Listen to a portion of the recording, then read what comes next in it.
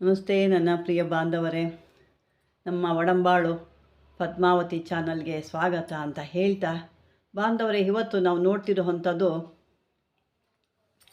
ಸಾಕಷ್ಟು ಶತ್ರುಗಳು ನಿಮ್ಮ ಮೇಲೆ ಇಲ್ದಿದ್ದನ್ನೆಲ್ಲ ಚಾಡಿ ಹೇಳ್ಕೊಂಡು ಕೆಟ್ಟ ಮಾತುಗಳನ್ನ ಆಡಿ ನಿಂದನೆ ಮಾಡಿ ಬೇರೆಯವ್ರ ಹತ್ರ ನಿಮ್ಮ ಬಗ್ಗೆ ಕೆಟ್ಟದಾಗಿ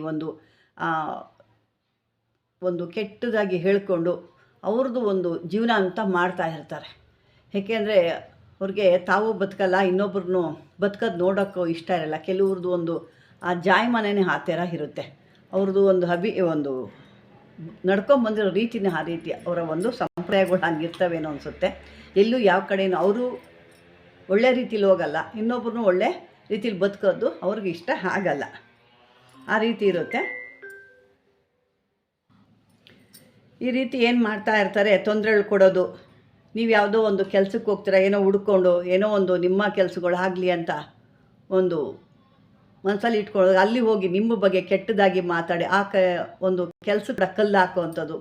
ಎಲ್ಲೋ ಒಂದು ಸಹಾಯಕ್ಕೆ ಹೋಗ್ತೀರಾ, ಅಲ್ಲಿ ಹೋಗಿ ಏನೋ ಒಂದು ಹೇಳಿ ಅವ್ರ ಮನಸ್ಸನ್ನ ಹಾಳು ಮಾಡೋವಂಥದ್ದು. ಈ ರೀತಿ ಸಾಕಷ್ಟಿದೆ ಉದಾಹರಣೆ, ಒಂದಲ್ಲ ಎರಡಲ್ಲ, ಸಾಕಷ್ಟು ಉದಾಹರಣೆಗಳು ಈ ರೀತಿ ಇರ್ತವೆ. ಅವ್ರಿಗೇನೋ ಒಂದು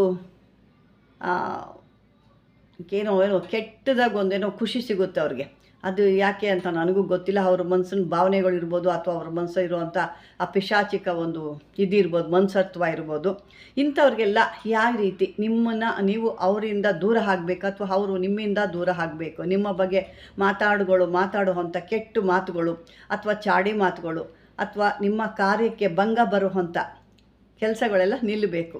ಇದನ್ನು ಯಾವ ರೀತಿ ಮಾಡ್ತೀರಾ? ಏಕೆಂದರೆ ಬಗಳಾಮುಖಿ ಅಂತಂದ್ರೇ ಅದು ಎಲ್ಲರಿಗೂ ಸಾಮಾನ್ಯ ಗೊತ್ತಿರೋ ಅಂತಾರೆ. ಬಗಳಾಮುಖಿ ಅಂದರೆ ಅವಳು ಏನು ಮಾಡ್ತಾಳೆ ಅಂತ ಎಲ್ಲರಿಗೂ ಗೊತ್ತಿದೆ.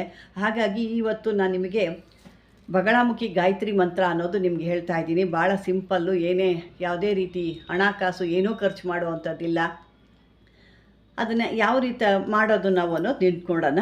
ಇದನ್ನು ಯಾವ ರೀತಿ ನೀವು ಪರಿಹಾರ ಮಾಡ್ಕೋಬೇಕು.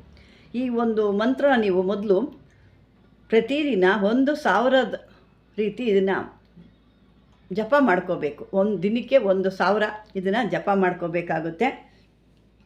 ಯಾವುದಾದ್ರೂ ಒಂದು ದೇವಸ್ಥಾನಗಳಲ್ಲಾಗ್ಬೋದು, ಅಥವಾ ಹರಿಯೋ ನೀರಲ್ಲಾಗ್ಬೋದು, ಅಥವಾ ಇನ್ನು ಬೇರೆ ಯಾವುದಾದ್ರು ಕಲ್ಯಾಣಿ ಅಂಥವೆಲ್ಲ ಬರ್ತಾವಲ್ವ, ಅಂಥದ್ರಲ್ಲಿ ಆಗ್ಬಾರ್ದು. ಇಲ್ಲಿ ನೀವು ಅದ್ರ ಮಧ್ಯದಲ್ಲಿ ನಿಂತ್ಕೊಂಡು, ಮಧ್ಯದಲ್ಲಿ ಅಂದರೆ ನೋಡ್ಕೊಂಡು ಹೋಗಿ, ನೀರು ಮಧ್ಯದಲ್ಲಿ ಹೋಗಿ ಅಂತ ಹೇಳ್ತಾ ಇಲ್ಲ. ಅಂದರೆ ನಿಮಗೆ ಎಷ್ಟಕ್ಕೆ ಆಳ ಬೇಕೋ ಅಷ್ಟು ಆಳಕ್ಕಲ್ಲಿ ಹೋಗಿ ನೀವು ಮಾಡಿ ಅಂತ ಹೇಳ್ತೀನಿ.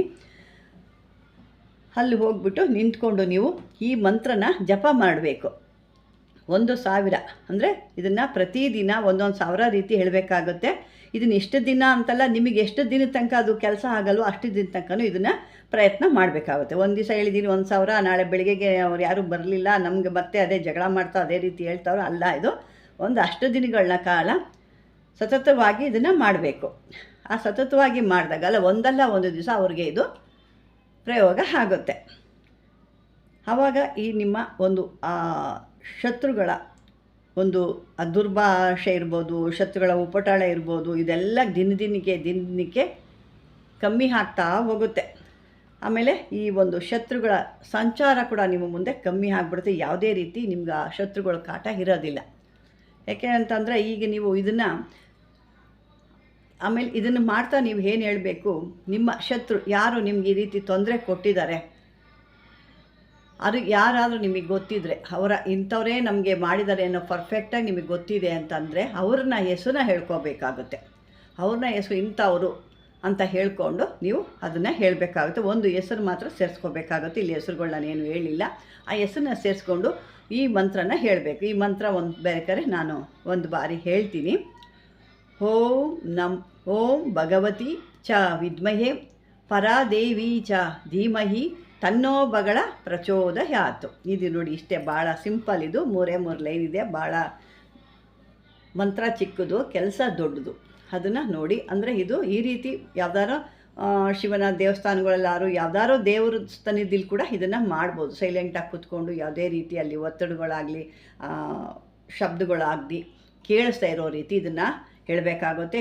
ಅಲ್ಲೂ ನಿಮಗೆ ಆ ಥರ ಇದೆ. ನೀರಿನ ಅನುಕೂಲ ಎಲ್ಲರೂ ಇತ್ತು ಅಂದರೆ ಆ ಥರ ನಿಂತ್ಕೊಂಡು ಕೂಡ ಇದನ್ನು ಮಾಡ್ಬೋದು. ಆದರೆ ನೀರುಗಳಲ್ಲಿ ನೋಡಿಕೊಂಡು ನಿಮ್ಮ ಒಂದು ಕೆಲಸ ಮುಗಿಸಿ ತೀರಾ ಅತಿ ಆಸೆಗೆ ಬಿದ್ದು ಈ ರೀತಿ ಇನ್ನೂ ಮದ್ದಿಗೆ ಹೋದ್ರೆ ಆಗುತ್ತೆ, ಇನ್ನು ಮದ್ದಿಗೆ ಹೋದ್ರೆ ಆ ರೀತಿ ಎಲ್ಲ ಮಾಡೋಕ್ಕೆ ಹೋಗ್ಬಿಡಿ. ನಿಮ್ಮ ಕೈಲಿ ಎಷ್ಟು ಸಾಧ್ಯ ಇರುತ್ತೋ ಅಷ್ಟು ಸಾಧ್ಯಕ್ಕೆ ಮಾತ್ರ ಹೋಗಿ.